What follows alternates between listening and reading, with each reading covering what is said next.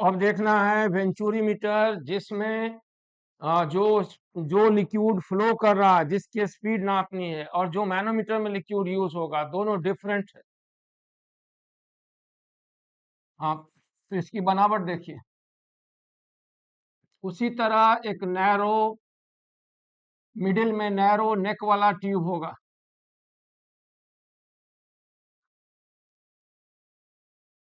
ये देखिए, और यहाँ पर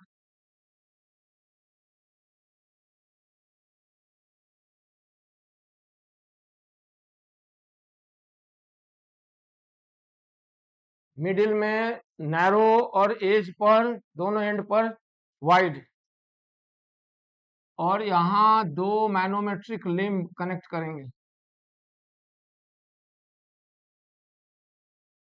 एक वाइडर क्रॉस सेक्शन पर और एक नैरो क्रॉस सेक्शन पर।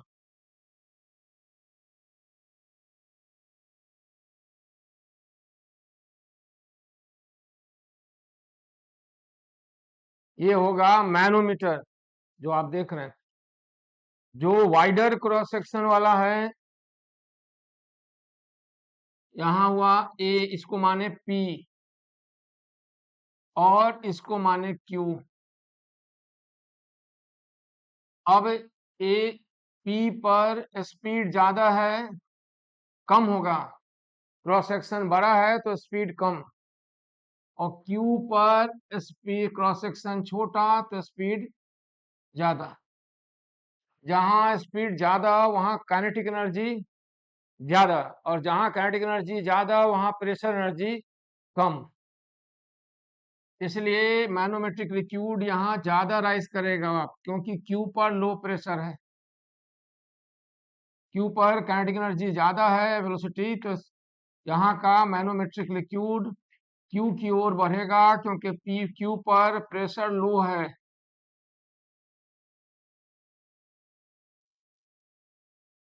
ये हो गया मैनोमेट्रिक लिक्विड जो शेडेड से दिखा रहे हैं, और जो बहता हुआ लिक्विड है वो अलग है।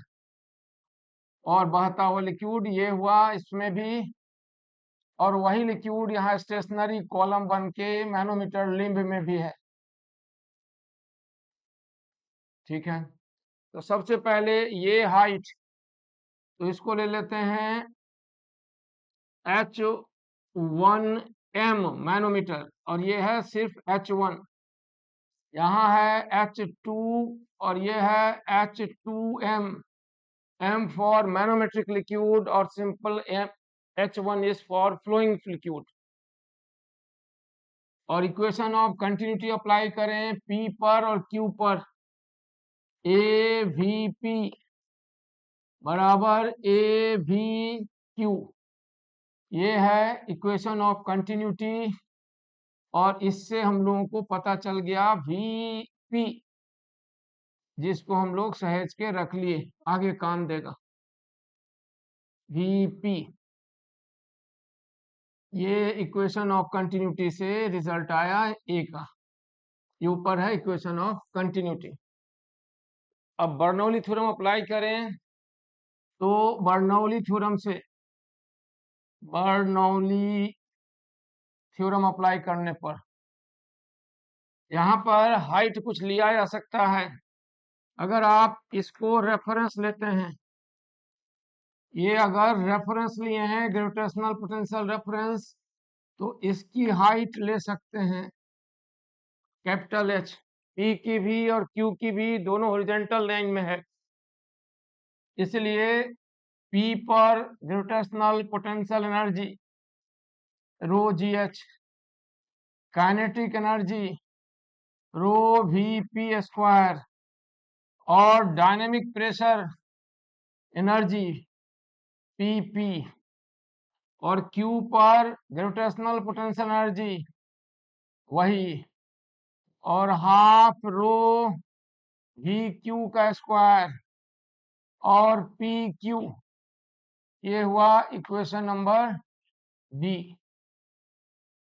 अब डायनेमिक फ्लूइड कनेक्टेड है स्टेशनरी फ्लूइड से, कहां पर, तो P पर और Q पर, इसलिए हम यहाँ इस तरह लेंगे। देखिए ये पॉइंट नाम मानने हैं C, और ये पॉइंट माने हैं डी। तो बताइए सी के ऊपर कौन कौन सा लिक्विड प्रेशर है? सी के ऊपर, सी के ऊपर दो स्टेशनरी लिक्विड कॉलम है, एक मैनोमीटर का जिसकी हाइट H1m और एक लिक्विड इसके ऊपर प्लस उसके ऊपर बहते लिक्विड का डायनेमिक प्रेशर फोर्स भी है। यानी सी पर पीसी बराबर होगा PP dynamic pressure plus rho g H1, ये मैनोमीटर के अंदर फ्लोइंग फ्लूइड का column, plus rho m g H1m, ये मैनोमेट्रिक लिक्विड सी का प्रेशर। और उसी तरह से डी का प्रेशर, पॉइंट डी पर पी क्यू डायनामिक फ्लूइड जो बह रहा है उसका प्रेशर, प्लस रो जी H2 बहते लिक्विड का कॉलम जो यहाँ पर है मैनोमेट्रिक लिम में क्यू पर, और plus manometric liquid column H2m। ये हुआ प्रेशर का इक्वेशन सी पर और डी पर। अब थोड़ा सोचिए कि सी और डी कहाँ है। तो सी और डी कहाँ है? तो उस पॉइंट के अंदर है। किस पॉइंट के अंदर? मैनोमेट्रिक लिक्विड कॉलम के अंदर है सी और डी। जिस हर लिक्विड की डेंसिटी सेम है दोनों लिक्विड का, दो लिक्विड नहीं है, एक लिक्विड है वो जो बहता हुआ लिक्विड है, तो और दूसरा लिक्विड है वो जो स्टेशनरी है मैनोमीटर में। तो जो बहता हुआ लिक्विड है उसकी डेंसिटी है रो, और जो मैनोमेट्रिक लिक्विड है जो शेडेड एरिया से दिखाया गया है ये, उसकी डेंसिटी है रो एम, स्मॉल एम। जो बहता हुआ लिक्विड है फ्लोइंग वो है रो, वो भी इसके अंदर है यहाँ पर और यहाँ भी। लेकिन जो ऑब्लिक शेडेड से है वो स्टेशनरी लिक्विड है, तो दोनों की डेंसिटी अलग अलग है। पीछे वाले केस में डेंसिटी सेम थी, इसमें डेंसिटी अलग अलग है। ये दो इक्वेशन हुआ। अब हम लोग क्या करें? कुछ नहीं करना, इक्वेशन नंबर सी। अब करना कुछ नहीं है, बस इक्वेशन बी में सी की जानकारी और ए की जानकारी दोनों धर देनी है और फिर रिजल्ट सॉल्व करना है। तो कीजिए, बी में सी और ए दोनों का वैल्यू रखिए और फिर रिजल्ट देखिए क्या आता है। तो बी में रो जी एच वैसे ही कैंसिल हो गए, और half rho V Q square, तो V Q square minus VP की जगह पर यहां से ए स्क्वायर फिर वी क्यू स्क्वायर, ये एक साइड आ गया, ठीक है। और दूसरे साइड आया पी माइनस पी क्यू। और ये हम कहां से निकाल पाएंगे? तो हम निकाल पाएंगे इक्वेशन सी से। क्यों? क्योंकि सी और डी कहाँ है? मैनोमीटर के अंदर है, और सी और डी मैनोमीटर के अंदर जो लिक्विड है वो रेस्ट में है, इक्विलिब्रियम में है, इसलिए पीसी बराबर पीडी होगा।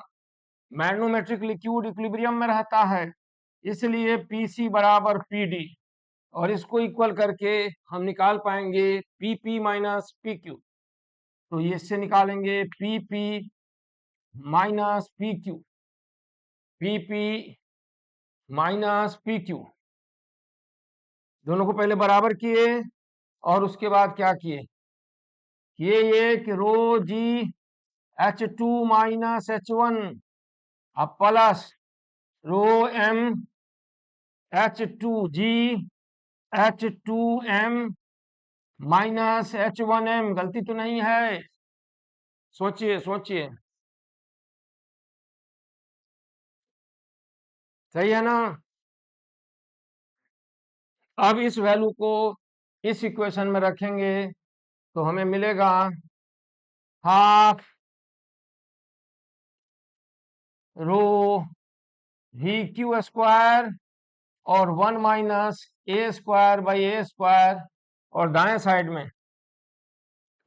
में रो तो रहने देते हैं, जी कॉमन ले सकते हैं, H2 माइनस H1 रो m H2m माइनस H1m और सबके ऊपर मल्टीप्लाइड बाई G।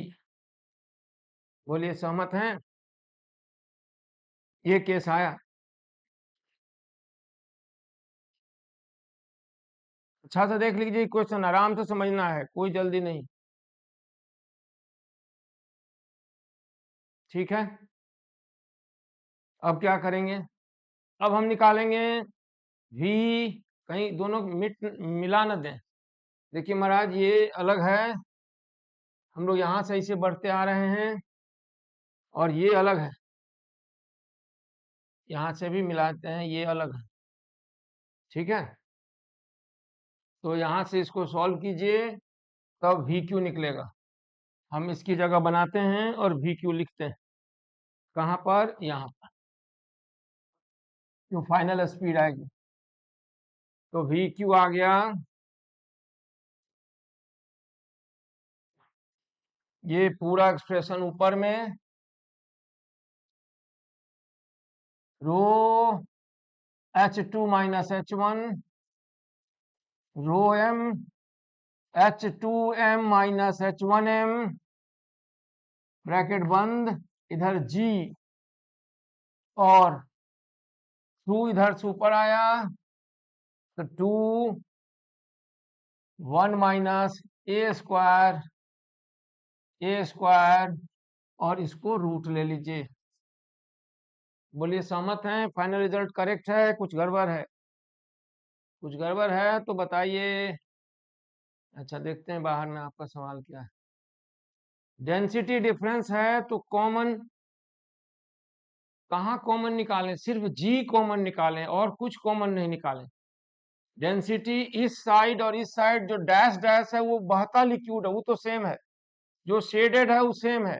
ये डेंसिटी और ये डेंसिटी एक है, इधर वाला डेंसिटी अलग है। तो हम कहाँ कहीं डेंसिटी कॉमन लिए? हम सिर्फ जी कॉमन लिए, डेंसिटी अलग है। ये रो है और ये रो एम है, दोनों अलग अलग। ठीक है, ठीक है।